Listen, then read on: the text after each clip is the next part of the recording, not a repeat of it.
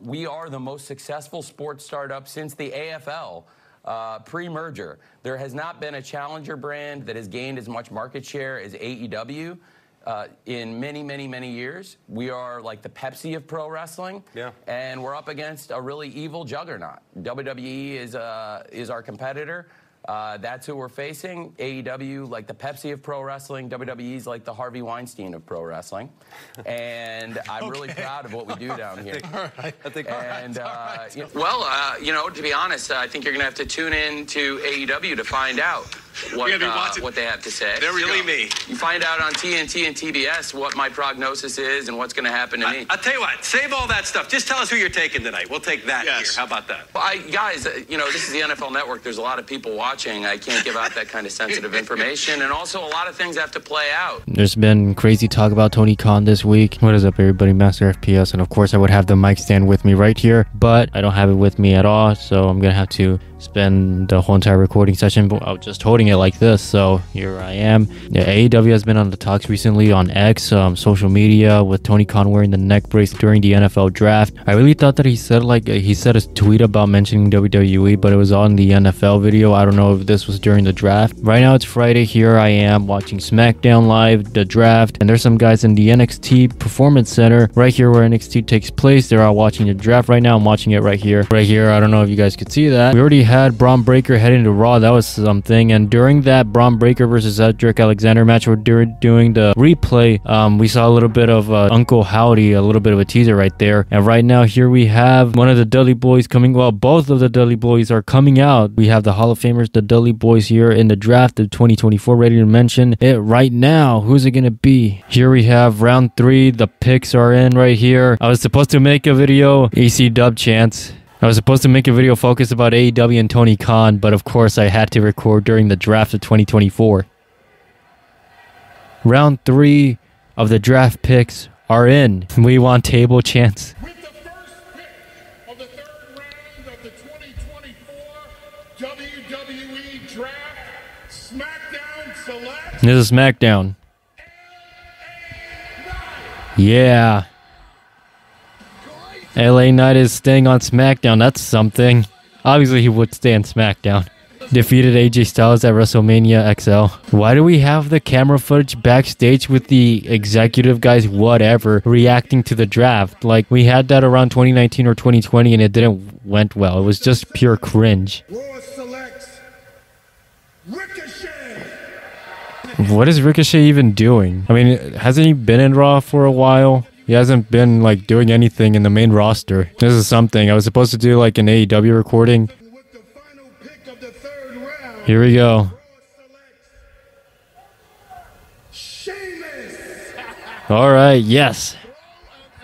Sheamus. Oh, that old theme. I'm glad they brought it back. It is written in my face. Too many lies. There it is, the third round's completed right there. Sheamus, the Bloodline, Ricochet, LA Knight on round 3 of the draft of 2024. That's epic. That is epic. Look at that. Oh boy, here comes Tiffy time right here. Great, here's Tiffy time making her entrance right here. Going against Naomi. I love this. I love this feud with Tiffany Stratton and Naomi and Bayley getting into the whole mix-up here after what happened backstage a couple of weeks ago on SmackDown. There has not been a challenger brand that has gained as much market share as AEW.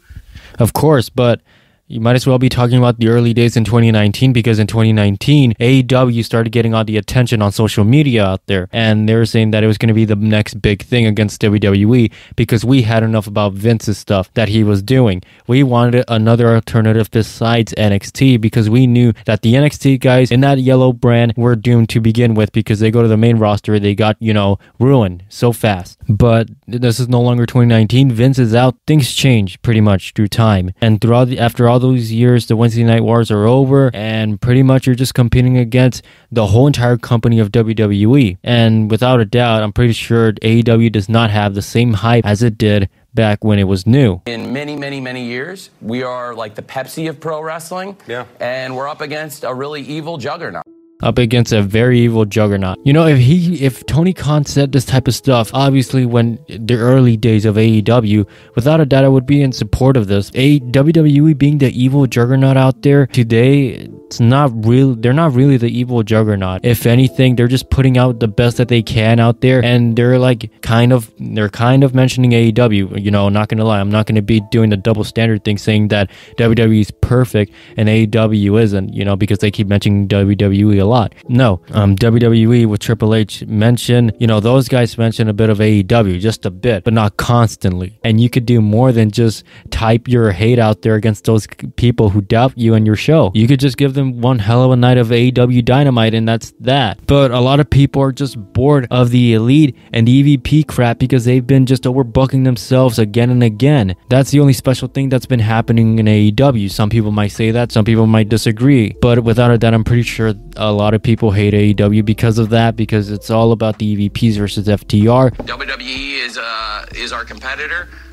That's who we're facing. AEW, like the Pepsi of pro wrestling. WWE's like the Harvey Weinstein. So WWE is their competitor. These stars in AEW aren't making themselves organically besides for Strickland. We have Jack Perry, who just kind of made himself because of the Crimea River BS that happened at Wembley. So I guess 90% of the stars won't make themselves unless they have a creative mind like Timeless Tony Storm, or they get into a real backstage altercation, creates heat on social media. Tony Khan will silence them for another 6 months, and then they'll come back over here in AEW, like way over. If so, then AEW perhaps might not have a direction. You know, it's 2024 and people are disappointed in what the product is giving, and people are just out there saying that AEW isn't the thing anymore. The ratings are going down, the seats are empty, half-filled arenas here and there. This is my biggest issue with AEW. They don't tell any intriguing stories besides anything that's surrounded with the Elite, because those are the main guys right there. And you know, pretty much without a doubt, you could hardly remember any hardcore matches in AEW because there's been too many hardcore matches in AEW that's been going on. You know, again, in 2023, I said that AEW needs to step it up, because what we're seeing with WWE is just constant progress out there that they're doing. In NXT, Raw, SmackDown, that's what they're doing, just progress that has direction. AEW, though, a lot of guys are getting hurt out there, and some guys are getting just silent backstage, or getting held backstage on catering, whatever the hell they're doing, because we don't see them. We only see them 1 week in Dynamite or Collision. We only see them 1 month, and then they leave. Then they come back around 6 months saying, hey, you guys remember Miro here?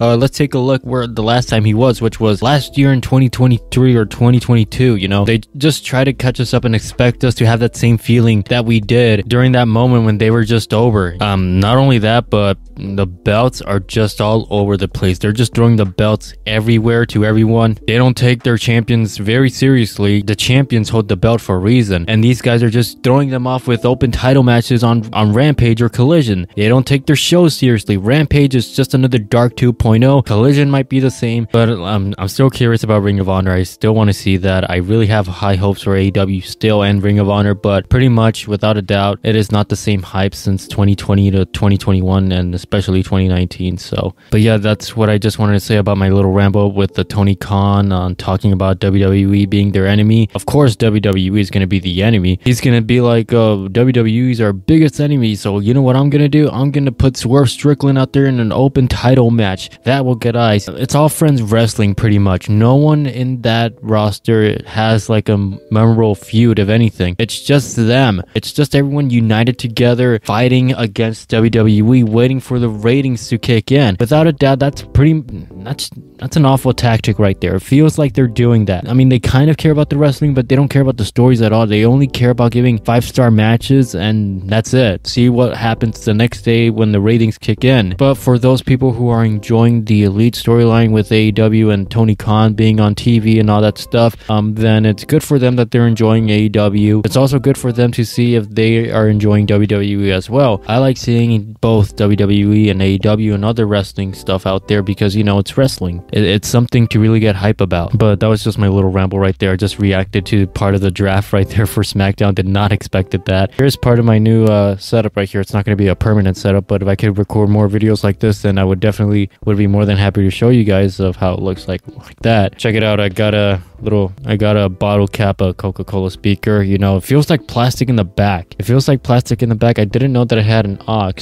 And this baby costed like $19.99 in total 21. Not bad, but it's all plastic like a toy. They should have made this little thing silver. There was a Diet Coke one out there, but you know, I guess I chose Coca-Cola because I don't like Diet Coke. If it was up to me, I would definitely fix Rampage by turning it into Ring of Honor and Collision. Make it a brand split, what was supposed to be, what Collision was supposed to be when it was announced that it was going to have a brand split, regardless if you have CM Punk or not. Try to make it out of something, you know? But yeah, those were my thoughts right there, guys. Hopefully you guys have enjoyed this little mini ramble about wrestling, Master FPS right here. Hopefully you guys are enjoying these type of vlogs and videos. And this is Master FPS, and I'll see you guys until the next one. You have Teddy Long, Hall of Famer, and JBL. SmackDown. Who's it? Yeah, SmackDown selects AJ Styles. He's staying in SmackDown. What did Def Rebel do? Was Def Rebel in charge of AJ Styles' theme song? The first beginning sounds good, then it goes downhill. Raw. Of course.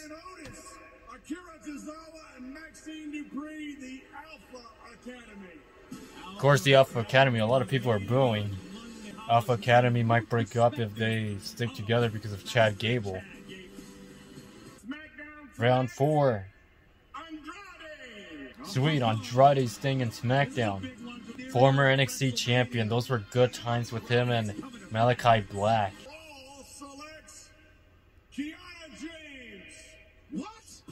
Raw selects Kiana James. Isn't she from NXT?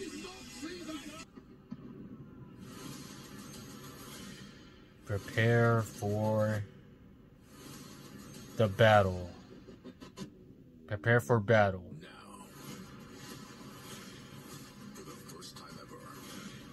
What's going on now? UFC Battleground. It's NXT Battleground. NXT Battleground.